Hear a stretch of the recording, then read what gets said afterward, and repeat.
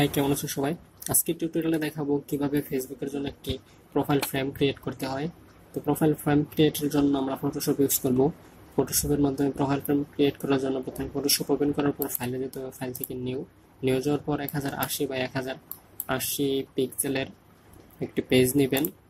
Page নেওয়ার পর এরকম একটি পেজ ওপেন হবে। তো এখানে আমরা কিছু শেপ ইউজ করব। প্রথমে আমি এখান থেকে রেক্টেঙ্গেল টুলটি ইউজ করব। তো এখান থেকে ফিল থেকে যে কালার দিয়ে আপনি ফিল করতে চান সেই কালার সিলেক্ট করবেন। আমি এখানে সবুজ কালারটি সিলেক্ট করলাম। তারপরে এই জায়গায় এমন একটি শেপ তৈরি করলাম।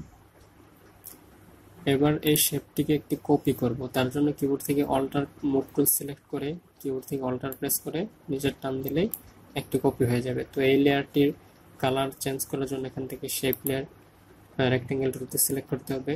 তারপর এখান থেকে কালার লাল কালার দিয়ে দিলাম। তো এবার এটাকে একটু রোটেট করব। তার জন্য মুভ টুলটি সিলেক্ট করব। মুভ টুলটি সিলেক্ট করার পর এইভাবে একটু রোটেট করে দেব এবং উপরের লেয়ারটিকে একটু উপরে নেব। তার জন্য রেক্টেঙ্গেলের এই লেয়ারটি সিলেক্ট করব। তারপর এইভাবে টান দিলেই উপরে চলে আসবে।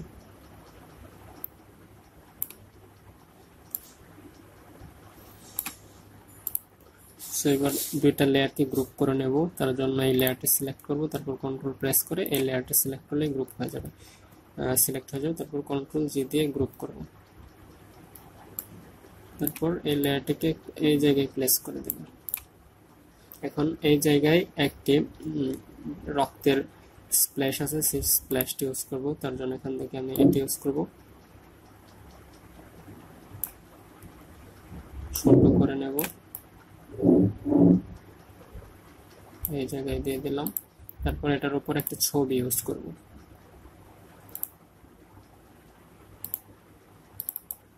এই ছবিটি আমি ইউজ করব। এখান থেকে ড্র্যাগ করে ছবিটি এটার উপরে ছেড়ে দেব। সাইজটা একটু ছোট করে নেব। ছবিটা এই জায়গায় এভাবে প্লেস করে দিলাম।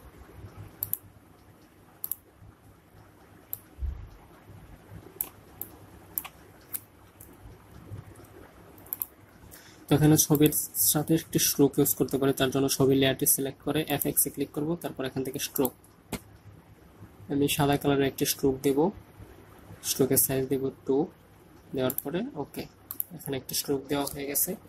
তো এখন এই জায়গায় আর একটি শেপ তৈরি করব। তার জন্য এখান থেকে পেন টুল সিলেক্ট করব। পেন টুল সিলেক্ট করার পর এখান থেকে শেপ সিলেক্ট করতে হবে। শেপ সিলেক্ট করবো, এখান থেকে ফিল করবে তুমি ব্ল্যাক কালার দিয়ে। তার জন্য এখান থেকে ব্ল্যাক কালারটা সিলেক্ট করতে হবে। অবশ্যই কোনো স্ট্রোক ইউজ করব না। তারপর এখানে ক্লিক করব। তারপর শিফট প্রেস করে এই জায়গায় আরেকটি ক্লিক করব। তারপর আবার শিফট করে সোজা করার জন্য নিচে ক্লিক করব। এখন এই জায়গাতে আরেকটা ক্লিক করব।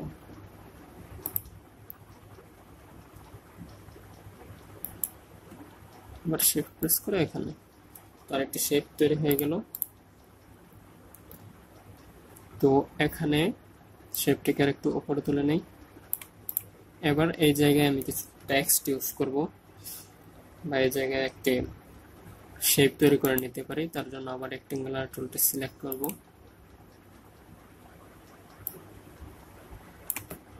এখানে একটি ব্ল্যাক কালারের শেপ তৈরি করে নিলাম। তো শেপটির অপাসিটি একটু কমিয়ে দিতে পারি, 50 করে দিলাম।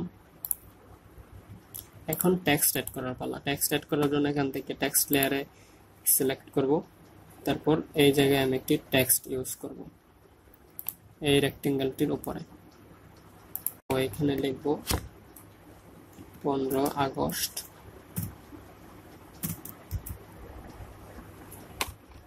তারপর ওকেতে ক্লিক করব। ওকেতে ক্লিক করে এটাকে একটু নিচে এই জায়গাতে প্লেস করব। সাইজটা একটু বড় করে নিয়ে যাব। কিবোর্ড থেকে শিফট অল্টার প্রেস করে টান দিলেই বড় হয়ে যাবে। তো নিচে আরেকটি টেক্সট ইউজ করব। আবারও টেক্সট সিলেক্ট করব। তারপর এখানে লিখব জাতীয় শোক দিবস।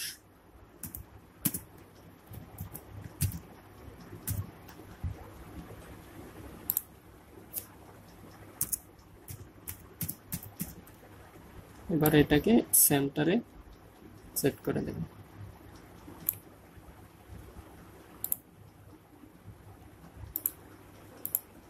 লেয়ারটাকে আর একটু বড় করে নিতে পারি।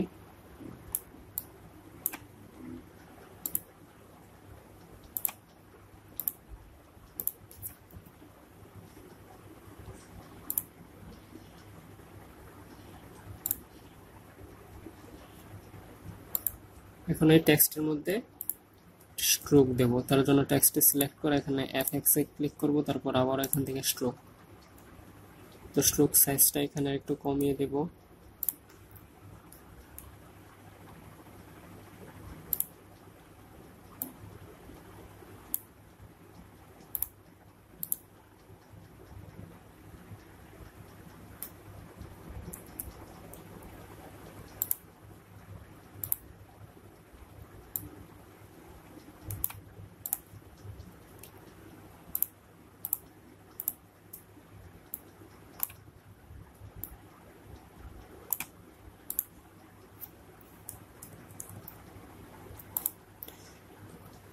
তো এখন এই লেখাটির নিচে আমি আরেকটি ব্লাডের স্প্ল্যাশ ইউজ করতে পারি। তো সবগুলো স্প্ল্যাশ ইফেক্ট ভিডিও ডেসক্রিপশনে দেওয়া আছে, সেখান থেকে আপনারা ডাউনলোড করে নিতে পারবেন যদি ইউজ করতে চান।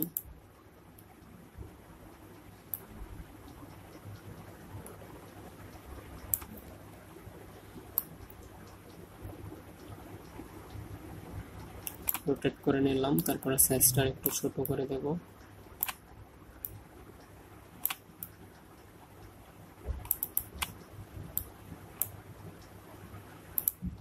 এবং এটাকে আমি এই লেয়ারটির নিচে দেব, লেখাগুলোর নিচে। আর এখান থেকে এর অপাসিটিটা আর একটু কমিয়ে দেব। তারপরে সবগুলো লেয়ার আমি সিলেক্ট করব, জি দিয়ে দেব, গ্রুপ টু।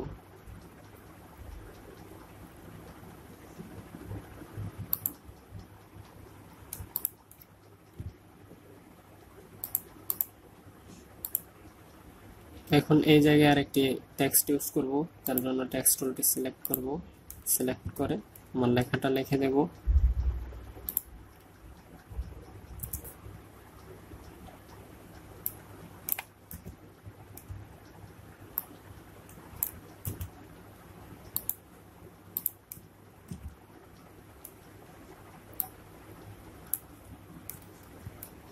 টেক্সটের সাইজটা একটু বড় করে নেব।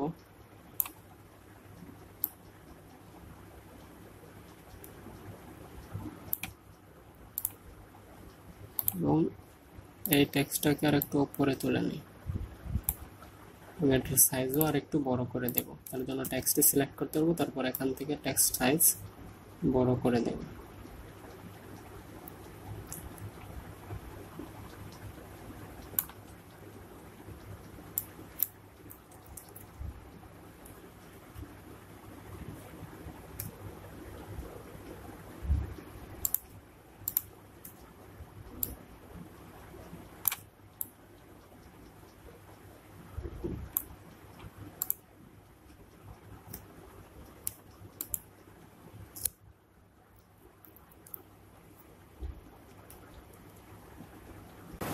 এবার এখানে লেখার উপর একটা স্ট্রোক ইউজ করতে পারি, বা আমি লেখার কালারটা সাদা দেব।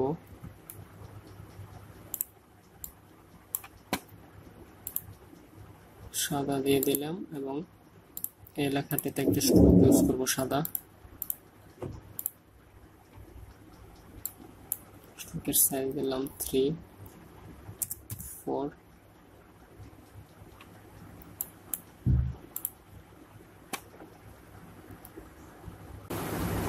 তো এই জায়গায় চাইলে আমি আরেকটা জিনিস অ্যাড করতে পারি। তো এখন আমি এই লেখাটাতে একটা শ্যাডো ইউজ করতে পারি। শ্যাডো ইউজ করার জন্য লেখাটা সিলেক্ট করে স্ট্রোক থেকে ড্রপ শ্যাডোতে ক্লিক করব, তাহলে যে একটা শ্যাডো তৈরি হয়ে যাবে। এখান থেকে অপাসিটি যা কোনো কিছু আপনারা সিলেক্ট করে দিতে পারেন। শ্রদ্ধাঞ্জলিতেও একটা শ্যাডো ইউজ করতে পারি।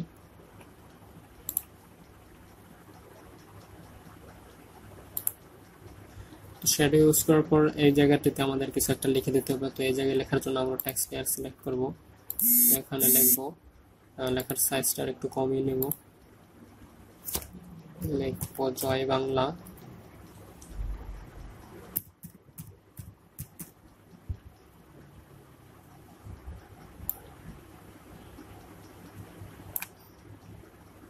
ফন্ট কালার দেব সাদা,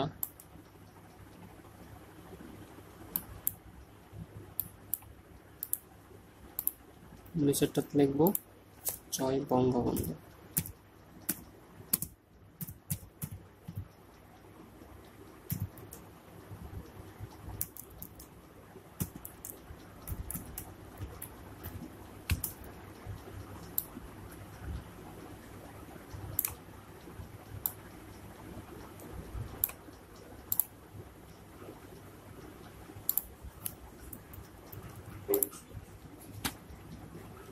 তো এটা লেখার পর আমি এই জায়গাতে আরেকটা কিছু অ্যাড করতে পারি, তো সেটি আমি অ্যাড করব এই রেক্ট্যাঙ্গেলের উপরে। তো রেক্ট্যাঙ্গেলটা সিলেক্ট করব, সিলেক্ট করার পর এখান থেকে আমি এই ছবিটা ইউজ করতে পারি। এই জায়গায় ড্র্যাগ করে এই জায়গায় ড্রপ করে দেব।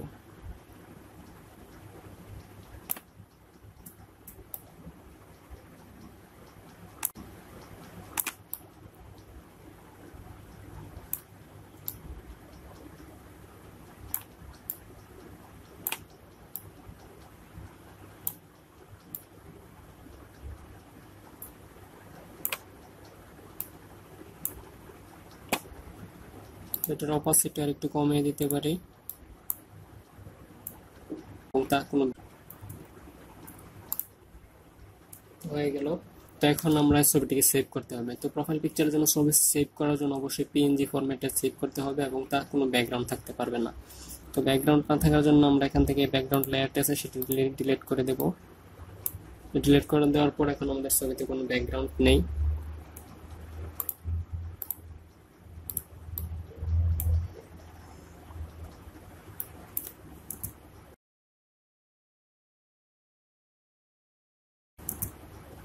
তো এখন আমরা ছবিটিকে সেভ করব। তার জন্য ফাইলে যাও, ফাইল থেকে সেভ এস, সেভ এস যাওয়ার পর এখান থেকে অবশ্যই পিএনজি ফরম্যাটটি সিলেক্ট করতে হবে ফেসবুক প্রোফাইল ফ্রেমের জন্য। তো আমি এখানে এটির নাম লিখে দিলাম প্রোফাইল ফ্রেম, তারপর পিএনজি আকারে ছবিটি সেভ করে দিলাম। তো এই যে আমাদের তৈরিকৃত ফেসবুকের জন্য পিএনজি প্রোফাইল ফ্রেম। তো পরবর্তী টিউটোরিয়ালে দেখাবো কিভাবে এই পিএনজি ফ্রেমটি আপনারা ফেসবুকে সাবমিট করবেন, অথবা প্রোফাইল পিকচার প্রোফাইল ফ্রেম হিসাবে ইউজ করার জন্য কিভাবে এটি সাবমিট করবেন এবং কিভাবে ইউজ করবেন। তো সেই ব্যাপারে টিউটোরিয়ালটি আসছে শীঘ্রই, তার জন্য সাথেই থাকুন। অবশ্যই চ্যানেলটি সাবস্ক্রাইব করে সাথে থাকবেন। তো যারা এখনো আমার চ্যানেলটি সাবস্ক্রাইব করেননি তারা প্লিজ চ্যানেলটি সাবস্ক্রাইব করুন এবং নতুন নতুন টিউটোরিয়াল পেতে সাথেই থাকুন, এবং টিউটোরিয়ালটি কেমন হলো তা অবশ্যই কমেন্ট করে জানিয়ে দিতে ভুলবেন না। তো ধন্যবাদ সবাইকে আজকে টিউটোরিয়ালটি দেখার জন্য। টিউটোরিয়ালের বিষয়টা মূলত এরকম এতটুকুই ছিল।